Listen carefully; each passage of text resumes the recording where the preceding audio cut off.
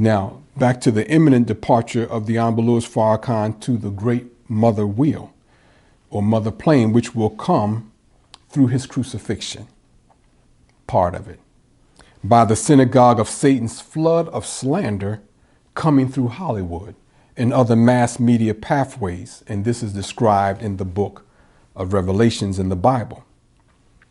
Now, the Bible describes a set of events that reveal the purpose of the crucifixion and the duties of those who are blessed to continue to believe in the Messiah, in the Honorable Louis Farrakhan, even after the Synagogue of Satan's flood of slander.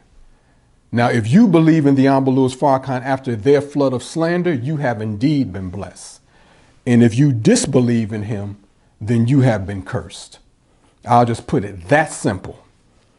Now, these events are described in the Gospel of John, wherein Jesus is dealing with the realities of his forthcoming crucifixion, meaning that Jesus was well aware of what was about to transpire concerning his life. He wasn't oblivious to his crucifixion. He wasn't taken by surprise and by storm.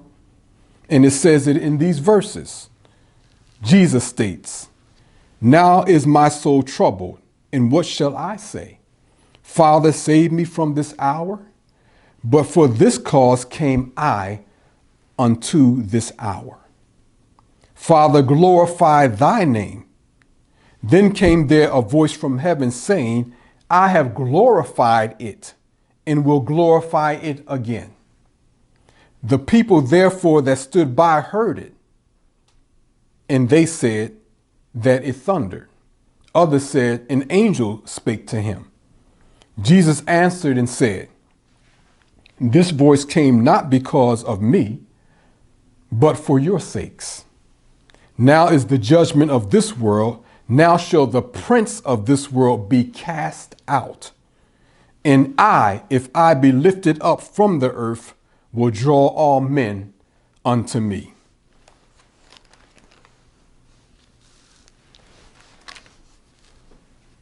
Now, again,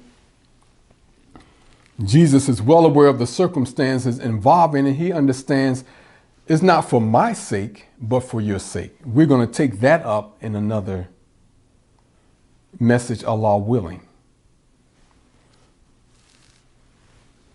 Now, this last verse, if I be lifted up, if I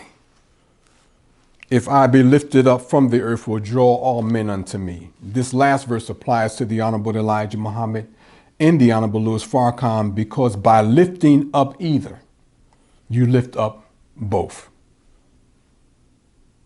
or the other.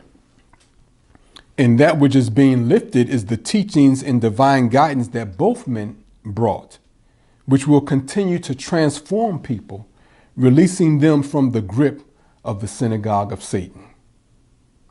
Well, what are you saying, Kareem? I'm saying that the Honorable Louis Farrakhan's departure to the wheel does not mean the end of his message. He has taught for more than 60 years, and many of his messages, whole and in part, are available to you and I. So we'll be able to feed on this, even while under the great chastisement of our own wickedness and refusal to obey Allah and just do right and have just simple, decent human behavior. Now, since the families of the Synagogue of Satan know this, then they must use everything within their power to deceive us into not wanting anything to do with the Honorable Louis Farrakhan by slandering his reputation through false allegations, some of which will likely include false allegations that he's a womanizer, false allegations that he abused women, false allegations that he was involved in homosexual behavior, false allegations that he was involved in various forms of extortion, false allegations of conspiracies associating him with murder and other criminal behavior. Well, how do you know this, Kareem? Because it's written in these books. The major prophets of God, Abraham, Lot, Moses, Aaron, Joseph, David, Solomon, and Jesus, were all falsely charged with wickedness and crimes.